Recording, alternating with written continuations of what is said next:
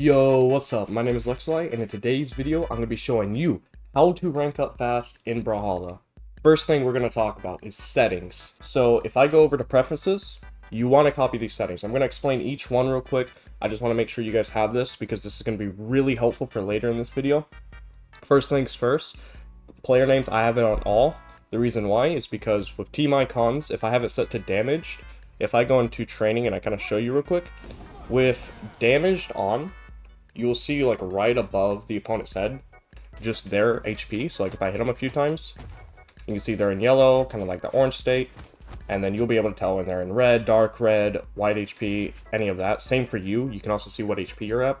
This is just helpful so that then you don't have to look in the top right corner every single time you want to see the HP. You'll just know around their character whether or not you should be going for a kill option or not. Going off of that, we also just have camera mode close. If you've seen any of my videos, you see how zoomed in it is. That's what camera mode close does. It's a lot more zoomed in than any other camera mode, whether it's action, close. This is going to be really helpful for later in the video. You'll see what I mean. Turn this on. Pretty much everyone I know uses it. It's a really good option. Stock mode timer, I have show at 1 minute. This is kind of personal preference, but basically if you're playing a game, you can turn off the timer. It just gets it off your screen into the last minute. So you don't even have to worry about the timer. Because I know like some people that look at the timer and be like, man, 5 minutes has passed, this game's too long or whatever, and that kind of affects them. Just get rid of it. It's just less of a distraction. Damage numbers, this just puts the HP in the top right of the screen. You would have to look in the top right of the screen. I wish Brawl added a feature where you could see the HP like above the opponent. That would be really nice. It just gives you more information on like, if you know like your in-light kills at 150 HP, for example, then you know when to go for it. Blur background high, I recommend having it on. Just blurs the background, great for eye vision. Waiting room, training room. So whenever you're queuing for a match, you'll just spawn instantly in training room. Just have that on, whether you're queuing ranked or not. Especially if you're like playing in like late night or there's not many people on the queue, you will just be in training room for a minute so you can practice stuff. And then combat broadcast, kind of also personal preference. If you're playing twos, I would recommend having it off. If you're playing ones, you can also have it off if you just want it off your screen. It's the thing where whenever you knock someone out, it just shows that you've killed them, like in the top right, it has a little animation. You can either just fully remove it, or you can have it on 1v1 only if you just want to see it in ones. Okay, so the first thing you need to do in order to rank up fast in Brawlhalla is start applying spacing. What does that mean? So, if we're fighting Katars, Katars has D-light, N-light, side light. This means if we're in this sort of area of Katars, we're going to be able to get hit. If we're outside this area, we can't get hit. Simple as that. Why does that matter? Well, with spacing, we want to be able to position ourselves in a situation where when this guitar player misses, we're able to punish them. However, we don't want to be inside their threat range where we can just get hit for free. So, for example, you don't want to just be sitting stacked, because if they try to go for any move, in light, side light, D light, whatever, you're not going to be able to react in time, you're going to get hit for free. But you don't want to be so far away where, let's say they do an in light, you have to dash in, walk all the way forward, and then do an in light in order to punish them. You want to put yourself kind of in this, like, I like to call it like a dash away, but think about it like this, where you're just kind of standing in this kind of area. Depends on the weapon. You just want to be outside of its range, so that then when they miss, I'm in a situation to punish. For example, if they decide to do an in light, right, I can dash in light real quick, or I can dash in side light and get my true combo. If they do side light, I can just quickly in light, I can quickly D light, I can side light, whatever. If they try to do any aerial moves, I can jump Sarah, I can nair, doesn't really matter. I'm just in a situation where they can't hit me because I'm outside of their threat range, but I am close enough that when they miss, I can punish. You want to think about this constantly in the game, right? Because a lot of people, what they will do is they'll be like snapping around the map, and I'll see people like, they'll snap away from someone, like they'll dash away from them to get outside their range, and then they instantly snap into them, like, just for no reason. And so all of a sudden, you're using your movement, you're moving out the way, great, but then you're just moving straight back to where you were. You might as well just stood still the whole time and just get hit for free. So you want to start thinking about when you're using your movement, let me position myself where I am able to punish him for when he misses. And this goes for pretty much the entire match. If you're in a situation, or even you're like far away, like let's say you're over here, and whatever reason, your opponent misses an in light. Your opponent is stuck in that in-light animation. He can't get out until his recovery frame's over. So use that time you have, even though you can't hit him for free, just use your movement in order to put yourself in a better situation. right? For example, if you're fighting guitars here and they miss an in light, all of a sudden I'm going to dash in here and I'm going to stand right here. What might happen is your opponent gets scared that you might run in with an attack, and so after he misses in light, he might just automatically throw out a side light. And then all of a sudden, you're in a situation where if he throws that side light, you get a free punish. If you play too scared, however, he misses in light, you still stay over here, he does a side light, now you're missing 2 punishes, right? Because you're too far away. So think about, if you can't punish something, try to position yourself to where next time they miss, you're able to punish. And this can go if you're in disadvantage too. If they're missing constantly, use that time. If you can't punish them for something, use that time in order to get to like center stage or something, or get back to stage if you can. Do anything like that. There will be times where like someone's like charging a sig, for example. What's a good example? Like a Taros, for whatever reason. He's like trying to charge up his in sig or charge up a D sig on Axe, right? When you're off stage. Use that time, just get around him. He can't cancel the animation, so just get around him. Get a center stage. You might even be able to punish the sig. If you can't, we'll just take center stage, and now you're in a situation where if he's on the edge, you can just let him miss again and then punish him. If you remember before, when I was talking about settings, I mentioned close camera mode. This is why. With spacing and pretty much every topic in this video, having close camera mode is really important because of how zoomed in it is. It's really easy for you to actually gauge where you need to be standing, where you need to position yourself, where you need to be in certain situations, because you're just so much more zoomed in, where you're able to see like the difference between, like, for example, here, I will get hit by side light, so I need to stand like over here to not get hit by side light. You're able to tell that difference with close camera mode, or if I have it something like, let's just say I'm playing on default, for example, it's a lot hard to tell. Like, right here, sometimes I can't tell if I'm going to be able to hit by side light in time. And especially in-game, you're not going to be able to tell that difference as easily. So, I would recommend keeping it close. Trust me, it makes a big difference. When you're playing games, you'll thank me for this. Keep it on close. Okay, so the next thing we're going to be talking about is threat zones for both you and your opponent. How to actually use threat zones is really important. It does depend on the weapon you're playing. Some weapons have different threat zones, obviously. So, the more experienced you are with the weapon, the better you're going to be at using it. But essentially, a threat zone is just where your attacks can hit. For example, on guitars, something that it has that Lance doesn't have is an anti-air. So knowing how to use that anti-air is really important. A good example of like a weapon with a good anti-air is like Axe, for example. But I bet you a lot of you, even if you like play Axe a lot, probably don't use D-Light as much as you should. This is a really good move. It's quick. It covers a lot of things. Like, for example, if you're fighting Spear, they do D-Light. You can do D-Light back, right? Just a really quick move. It's really good for anti-airs, but a lot of people don't use it. They only focus on their in-light and side-light, and so that just removes a move out of your kit. So understanding your weapon is really important, so then you know when to go for certain moves, what moves you should be going for, what moves beat out what. And this all comes from experience. I can't go over every single weapon and every single little detail about it. That's for you to play, improve, learn from. But what I can talk about is how to actually use your threat zone. The easiest way to use your threat zone is with something I would just call respecting and not respecting. If your opponent is respecting you, they're respecting your hitbox, they want you to miss and punish. The only way for you to really get in, if someone's respecting you, is to make them think you're going to attack them. For example, let's just say this guitar player is not really wanting to approach me, they're not running in and attacking, they're just waiting for me. And I'm playing Lance. If I want them to miss or mess up, I need to use my movement and spacing in order to put myself in a situation that puts pressure on them, makes them want to attack me, in which case they can miss and I can punish.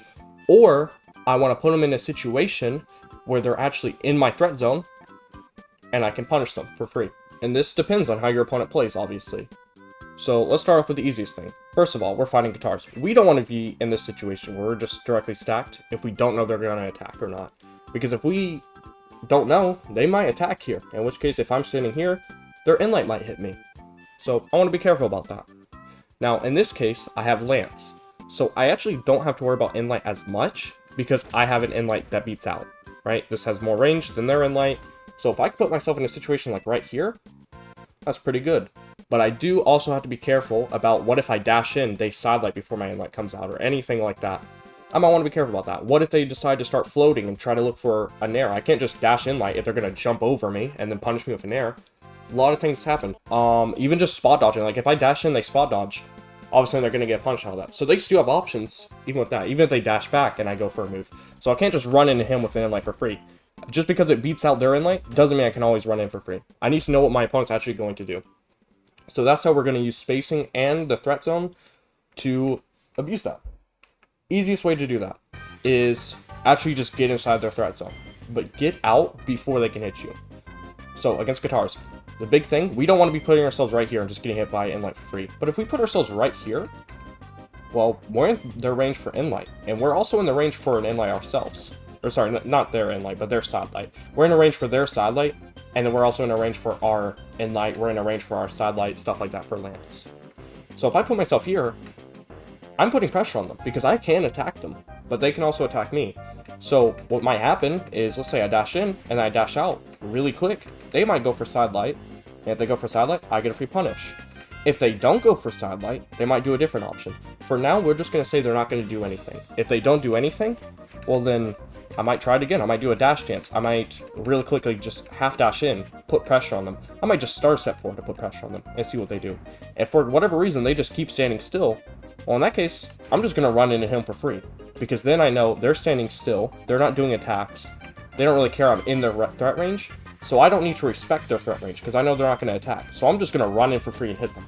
That's how I disrespect them. I disrespect their range, I go in, I get a free hit, and it works out. Let's say they're respecting my range, though, and they just heavily respecting. This is kind of more like the passive player type of deal. If I'm doing like a dash in, anything like this, and they do a different option, they spot dodge, they jump, they dash back, that's when we need to reply with something different. We can't just run in if they're trying to avoid us. A good example, if they try to dash back from us on Lance, I'm going to, instead of just dashing and inlighting, if I know they're always going to dash back, I'm going to dash forward, walk forward, and then do a side light. And this is called an overshoot. Altogether, it'll look like this, where I cover pretty much the whole stage like that. This is really good for any move that has like an overshoot. Guitars has side light, Lance has side light. You can even sometimes, if you want to, for weapons like Lance and Cannon, you can even do like a dash jump, fast fall Sair to cover people who are running away from you like this, right? Just to get a little more extra distance. It's also really good for early KOs. Like if they're low HP, you can do it like this. If they're staying grounded, they're dashing back, that's a free KO for you. So you can do stuff like that. For Axe, you can just do a normal side light. For blasters, you also just have side light, which is a really good move. Scythe, you have D light, right? A lot of moves like that that can just shoot really far. So that's how you overshoot. Pretty much just following your opponent, knowing where they're going to end up, and just covering that area instead. Let's say they want to jump. This is probably like the easiest one. If they just decide to panic jump, I can like half dash, they panic jump, and I just jump Sair. I do recovery. If your legend can do it, you can do like an insig, just something to cover them from going in the air. If they spot dodge, same thing. If I dash forward, I'm going to wait a second for the spot dodge. When they spot dodge, I punish them. They don't have a dodge, so I'm going to go for a quick string if I have one, right? A one-frame string is really good for. If you're playing something like Scythe, for example, you can do Inlight Nair Sair, just as like an example of something you can do if they waste their dodge like that. And then let's just say they do like a dash jump or anything like that. Once again, you can just cover it. Pretty much just see what they do. If they're not going to attack you just straight up, right? See what they're going to do. If they keep doing it, punish them for it. Okay, so now we need to talk about your threat zone. Here's the thing. If you remember before when I was talking about spacing, if we're too close, pretty much a free hit. We can't react. If we're too far away, they are not going to be able to punish. If we're kind of like right here, pretty good spot. We can start baiting them out if we need to. We can easily punish if they're just attacking us. Right, so now we need to talk about the opponent and what they're doing. If they're not respecting us and they're going to run in, all of a sudden, we might be able to attack them. Does depend, though, on how your opponent's playing. So we're going to talk about that.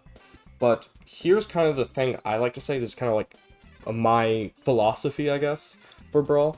Is that if you're close, whoever attacks first is usually going to win. If you're further out, whoever attacks first is usually going to lose. Let's talk about it. If your opponent is constantly running into you and trying to get stacked, if you respect them and they're just missing, like for example, this guitar player just wants to dash inside like me, and if I dash back, I'm going to be able to get a free hit for him, right? Because he's going to miss the side light, I'm going to punish him for free.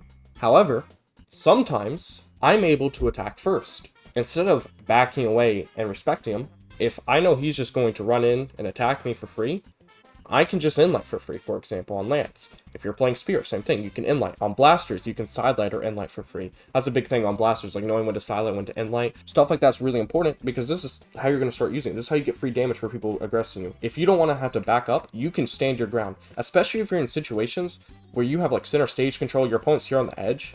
You want to be able to keep a wall up in front of you. You don't want your opponent to get through this wall, right? If they're trying to go in the air, catching with nairs, catching with inlights if they're on ground, stuff like that's really important. If they're not doing anything, then you can put pressure and go in wherever you want. It's up to you to make the decision. You're the one in control here, right? You're either going to hold your opponent off, or you're going to hit them for free, right? Because they have no space. Trying to use this is really important. But you also have to know what your opponent's going to do. If your opponent's trying to bait you out, you don't want to just attack for free. Like, I don't want to just go for an inlight if he baits me out, and all of a sudden I'm getting punished. You need to know your opponent's about to run in. You need to know you're going to be able to get the hit. That's why baiting is really important for both you and your opponent. You have to know how to bait properly, where you either put yourself in a situation where, hey, he's not falling for my bait, I'm going to punish him, right? You need to catch his movement, stuff like that.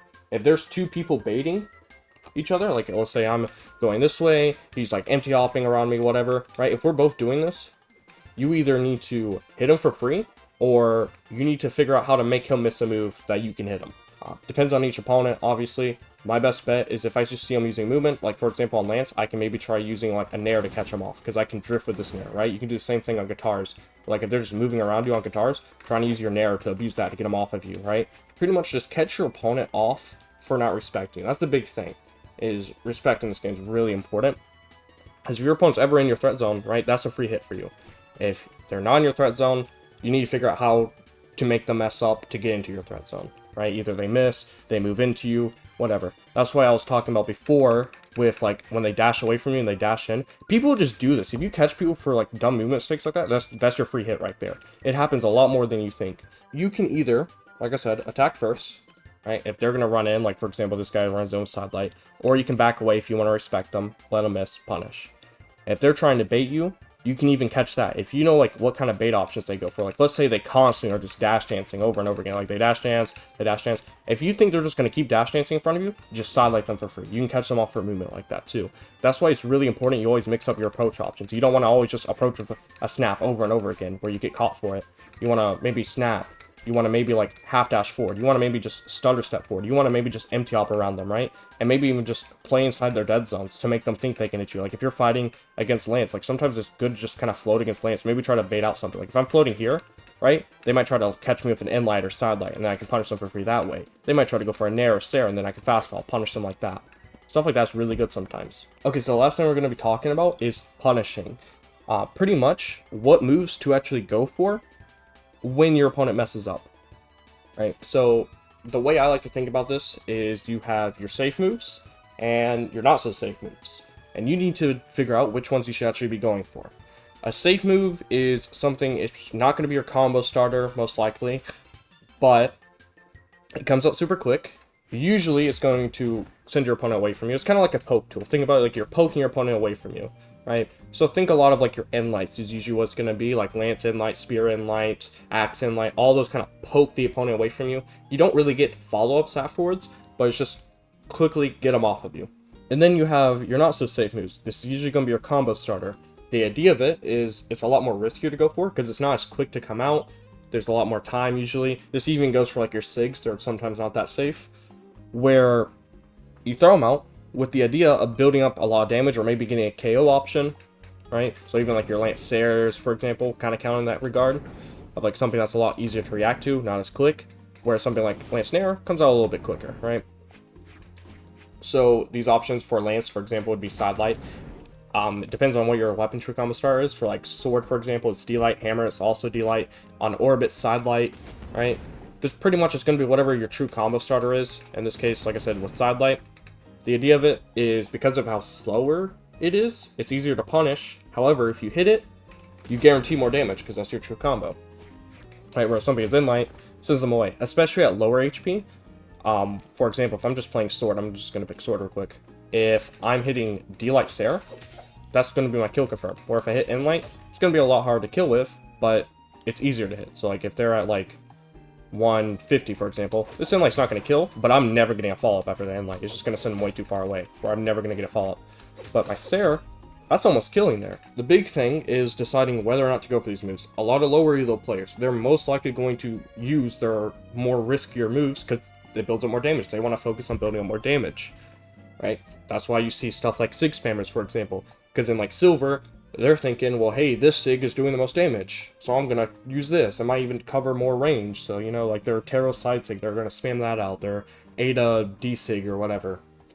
Right, the idea is just throwing out moves that do a lot of damage, they kill really early. Which, you know, if you hit it, if you get hit by Sigs a lot of times, you're most likely going to lose because you're dying really early from it.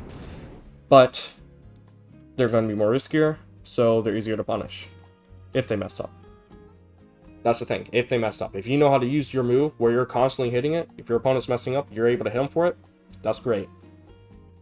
So, we're going to talk about what moves to actually go for. Usually, a lot of the time in game, you're going to be going for your more safer options for these quicker punishes. And you do kind of need to decide on what you feel is safe and what you feel isn't safe. So, a good example is we'll just use guitars again, right? How's some to chosen? We'll just do like a few examples here where when they miss, I'm going to pick an option. And we're going to see which option I pick for. So he misses a Sig, right? We'll go frame by frame here. I see him dash in, I decide to respect him, so I dash away from him. He throws out a Sig, right? And a lot of active frames here, covers this area, it's a lot of damage. But I was able to react to it in time, and he has all this time where he's recovering, so I decided to go for Satellite to punish him. The reason why is because of how long that Sig takes, how risky it is. I feel like I have enough time to go for my Satellite, so I go for Satellite, get a true combo, I back away.